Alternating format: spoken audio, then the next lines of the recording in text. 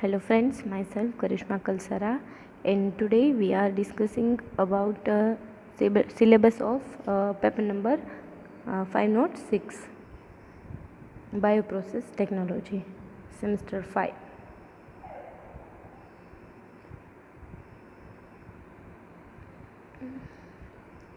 In this paper we are discussing 4 units. In first unit is production of bioprocess. બાયોપ્રોસેસનું production કઈ રીતે કરવું?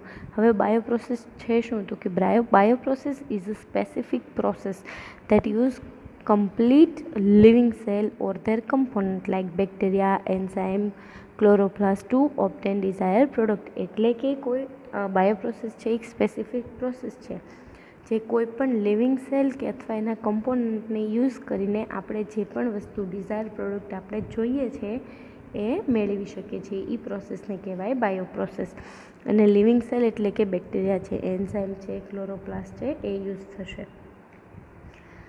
First topic શું છે? તો કે concept of fermentation and changing phase in industrial microbiology.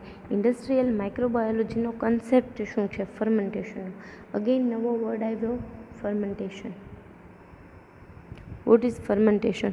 So fermentation is a metabolic process that produces a chemical change in organic substrate through the action of enzyme. એટલે કે fermentation છે એક metabolic process છે કે જેનાથી organic સબસ્ટન્સની અંદર chemical change આવે છે. કોની એક્શન થ્રુ? તો કે એન્ઝાઇમ્સ થ્રુ. ઓર્ગેનિઝમ્સ હશે. ફર્મેન્ટેશન આપણે જ્યારે આથવણ ઇન શોર્ટ કે ઓર્ગેનિઝમ્સ હશે, ઓર્ગેનિઝમ્સની અંદર એન્ઝાઇમ્સ પ્રેઝન્ટ હશે. આ એન્ઝાઇમ્સ છે એ ઓર્ગેનિક સબસ્ટન્સનો કેમિકલ ચેન્જીસ લાવીને બીજી પ્રોડક્ટ બનાવી દે છે, એને કહેવાય ફર્મેન્ટેશન. તો ફર્સ્ટ શું છે? તો કે કન્સેપ્ટ ઓફ ફર્મેન્ટેશન. આખા ફર્મેન્ટેશનનો કન્સેપ્ટ સમજાવવામાં આવે. પછી તો કે changing phase in the industrial microbiology. કેવા કેવા ફેસીસ છે ઇન્ડસ્ટ્રીયલ માઇક્રોબાયોલોજીના એ ચેક કરવામાં આવે. ઇન્ડસ્ટ્રીયલ માઇક્રોબાયોલોજીમાં આવે શું? તો કે ફાર્માસ્યુટિકલ કંપનીઝ જે દવાઓ બનતી હોય, ફર્મેન્ટેડ ફૂડ બનતા હોય, એ બધું. સેકન્ડ છે stage of development of fermentation process or component parts અથવા ફર્મેન્ટર ડિઝાઇન. હવે ફર્મેન્ટર યુઝ થાય ફર્મેન્ટેશન માટે. મતલબ એવું એક મોટું વાસણ કે જેની અંદર આપણે ફર્મેન્ટેશન કરાવવાનું છે વેસલની અંદર, એને કહેવાય ફર્મેન્ટર. તો એ ફર્મેન્ટરની ડિઝાઇન જોવાની છે અને કયા કયા પાર્ટ યુઝ થાય છે એમાં એ આપણે જોશું કમ્પોનન્ટ પાર્ટની અંદર. પછી છે રેન્જ ઓફ ફર્મેન્ટેશન પ્રોસેસ. જે ફર્મેન્ટેશન પ્રોસેસ થાય છે એની અલગ અલગ રેન્જ છે. Then screening of industrial important organisms. Screening કરવાનું છે. સ્ક્રીનિંગ કોને કહેવાય? તો કે પહેલાં આપણને ખબર નથી કયા કયા ઓર્ગેનિઝમ્સ યુઝ થાય છે, તો ઓર્ગેનિઝમ્સ લેવાના, આપણા યુઝમાં આવતા ઓર્ગેનિઝમ્સનું આઈડેન્ટિફિકેશન કરવાનું, એને કહેવાય સ્ક્રીનિંગ. તો screening of industrial important organism. એમાં શું આવશે? તો કે characteristic of industrial ideal organisms. જે કોઈ બી ઓર્ગેનિઝમ્સ યુઝ થતા હોય એ ઓર્ગેનિઝમ્સ કેવા હોવા જોઈએ? બેસ્ટ હોવા જોઈએ કે જે ઇન્ડસ્ટ્રીયલ પ્રોડક્ટ માટે યુઝ થતા હોય. એની કેરેક્ટરિસ્ટિક એક સ્પેસિફિક કેરેક્ટરિસ્ટિક હોય કે જે બેનિફિટમાં જશે. જે કંઈ પણ પ્રોડક્ટ આપણે મેળવવી છે એની બેનિફિટ્સમાં હોવા જોઈએ. Primary screening of amylase, organic acid, antibiotics and amino acid producer. એટલે કે અમાઇલેઝ આપણે કઈ રીતે મેળવી શકીએ, ઓર્ગેનિક એસિડ કઈ રીતે મેળવી શકીએ, એન્ટીબાયોટિક અને અમાઇનો એસિડ, આ બધાને આપણે ઓર્ગેનિઝમ્સ થ્રુ કઈ રીતે મેળવી શકીએ એની પ્રાઇમરી સ્ક્રીનિંગ કરવાનું છે. અને લાસ્ટ છે ઇન્ટ્રોડક્શન ઓફ સેકન્ડરી સ્ક્રીનિંગ. અને પ્રાઇમરી સ્ક્રીનિંગ થયા પછી એનું સેકન્ડરી સ્ક્રીનિંગ કઈ રીતે કરશું? પ્રાઇમરી સ્ક્રીનિંગમાં જस्ट શું આવશે? તો કે એનું આઈડેન્ટિફિકેશન, એના કેરેક્ટરિસ્ટિકને એ બધું જોવાનું છે. અને સેકન્ડરી સ્ક્રીનિંગમાં ફિલ્ટ્રેશન છે, દેન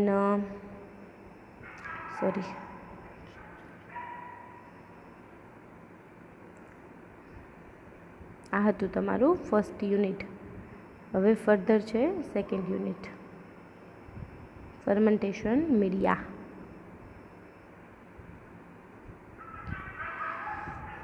ફર્સ્ટ ફર્મેન્ટેશન મીડિયા એટલે કે શું, તો કે કઈ ટાઈપના મીડિયા કે જે ફર્મેન્ટેશનમાં યુઝ થતા હોય, તો એનું ઇન્ટ્રોડક્શન. પછી પ્રિન્સિપલ ઓફ મીડિયા ફોર્મ્યુલેશન, જે કાંઈ પણ મીડિયા યુઝ થાય છે એના પ્રિન્સિપલ એટલે એ કઈ રીતે વર્ક કરે છે.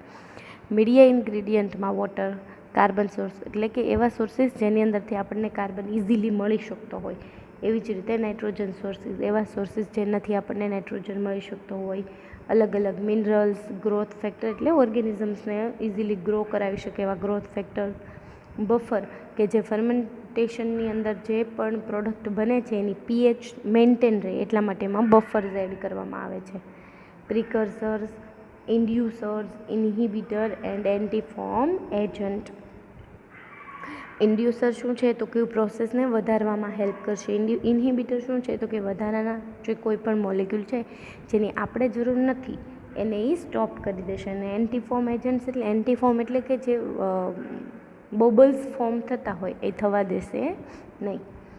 પછી સેકન્ડ છે સ્ટોરિલાઇઝેશન ઓફ મીડિયા. હવે મીડિયા આપણને બની ગયું છે તો એનું સ્ટોરિલાઇઝ કઈ રીતે કરવું, એનું સ્ટોરિલાઇઝેશન એટલે વધારાના ઓર્ગેનિઝમ્સ ફ્રી અને કઈ રીતે કરવા, તો કે use of high pressure steam, high પ્રેશરવાળું સ્ટીમ યુઝ કરવાનું. એનો પ્રિન્સિપલ અને batch and continuous sterilization process. સ્ટોરિલાઇઝેશનના ટાઈપમાં આવશે બેચ અને કન્ટિન્યુઅસ. બેચ એટલે શું કહેવાય, તો કે કટકે તમે એને થોડા ટાઈમ પીરિયડના ઇન્ટરવલમાં તમે સ્ટીમ આપો છો. જ્યારે કન્ટિન્યુઅસમાં હોય તો કે તમે એને કોન્સ્ટન્ટ સ્ટીમ પ્રોવાઈડ કરો છો. પછી છે યુઝ ઓફ ફિલ્ટ્રેશન, એના પ્રિન્સિપલ અને ટાઈપ ઓફ ફિલ્ટર્સ. તો કે ફિલ્ટ્રેશનની અંદર તમે જે કાંઈ પણ પ્રોડક્ટ મળી છે એને તમારે ફિલ્ટર આઉટ કરવાની છે, તો એનો પ્રિન્સિપલ ફિલ્ટ્રેશનનો અને ટાઈપ ઓફ ફિલ્ટર, તો કે કયા ટાઈપના ફિલ્ટર યુઝ થાય. હવે આપણે ફિલ્ટર કયા ટાઈપના યુઝ કરશું, તો કે એ પ્રોડક્ટ કઈ છે એના અકોર્ડિંગ થતા હોય છે. પ્રોડક્ટની સાઇઝ કઈ છે, એનો શેપ કેવો છે એના અકોર્ડિંગ યુઝ થતા હોય છે. લાસ્ટ છે inoculum development, general principle for development of seed culture. What is seed culture, તો કે સીડ કલ્ચર એ શું છે, તો કે starter culture is a microbial culture which actually perform fermentation. Specially fermentation use કરવા માટે યુઝ થતા હોય. These starter usually consist a cultivation medium such as grain, seed and nutrient liquid that have been well colonized by the microorganism use the fermentation. Seed culture એટલે specific તમે એને culture provide કરો છો કે જેના through એ grow થઈ શકે છે, ટિશ્યુ કલ્ચરની જેમ જ. એના જનરલ પ્રિન્સિપલ અને તમે એને ડેવલપ કઈ રીતે કરો છો એ બધું આવશે ઇનોક્યુલમ ડેવલપમેન્ટની અંદર. થર્ડ યુનિટ છે bioreactor, design and fermentation economics. હવે બાયોરિએક્ટર શું છે, તો કે ફર્મેન્ટર જેવું જ એક વેસલ છે એને કહેવાય બાયોરિએક્ટર. ફર્મેન્ટર અને બાયોરિએક્ટરમાં માઇન્યુટ ચેન્જ છે. એની ડિઝાઇન જોવાની છે અને ફર્મેન્ટેશનની ઇકોનોમી શું છે એ જોવાનું છે. ફર્સ્ટ છે સ્ટર્ડ ટેન્ક બાયોરિએક્ટર, એટલે બાયોરિએક્ટરનો ટાઈપ છે સ્ટર્ડ ટેન્ક, એને ડિટેલમાં ભણવાનું છે.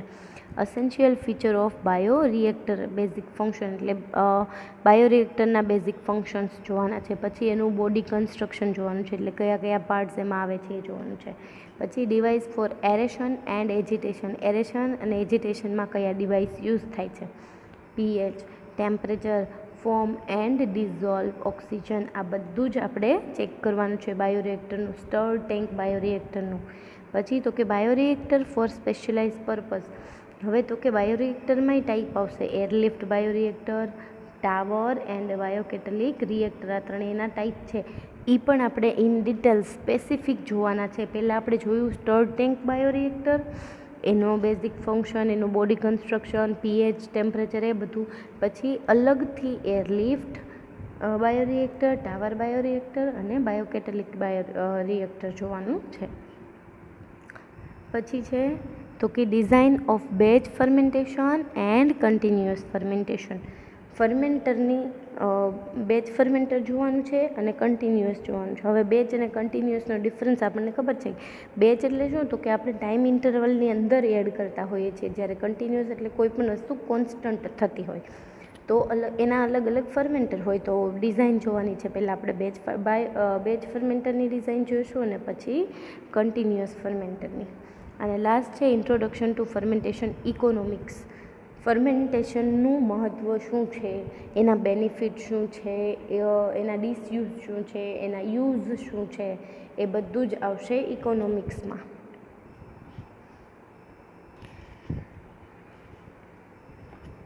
એન્ડ લાસ્ટ ચોથું યુનિટ છે mode of operation and control parameter and basic fermentation process.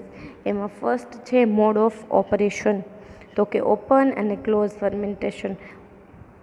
ફર્મેન્ટરના type છે ઓપન અને ક્લોઝ. તો ફર્મેન્ટેશન ઓપન કઈ ટાઈપનું હોય અને ક્લોઝ કઈ ટાઈપનું ફર્મેન્ટેશન હોય એ જોશું. પછી સરફેસ કલ્ચર ફર્મેન્ટેશન.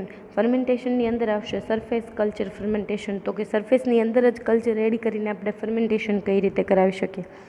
સબમર્જમાં છે બેચ, ફીડ બેચ અને કન્ટિન્યુઅસ કલ્ચર.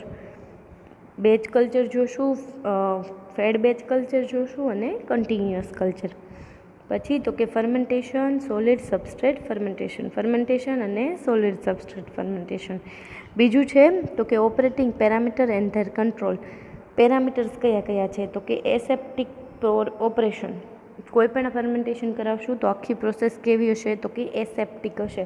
એસેપ્ટિક તમને ખબર છે કે ઓર્ગેનિઝમ્સ ફ્રી કન્ડિશન.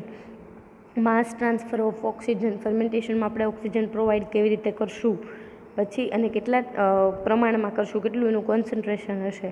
પછી ફોર્મ એટલે બબલ્સ, પીએચ કેટલી હશે, ટેમ્પરેચર કેટલું હશે, આ બધા એના પેરામીટર્સ છે. અને એને આપણે કંટ્રોલ કઈ રીતે કરશું, કે ઘણીવાર એવું થાય કે પીએચ વધી જાય છે સડનલી, તો બફર એડ કરીને આપણે એને મેન્ટેન રાખવાનું છે. ટેમ્પરેચર વધી જાય છે તો એ જે ફર્મેન્ટેશન હશે, આવી રીતે ફર્મેન્ટેશન ટેન્ક હોય તો એની સરાઉન્ડિંગમાં અહીંયા બધે કોલ્ડ વોટર પ્રોવાઈડ કરવામાં આવતું હોય, જેનાથી અંદરનું ટેમ્પરેચર છે એ મેન્ટેન રહી શકે. પછી છે બેઝિક ફર્મેન્ટેશન પ્રોસેસ.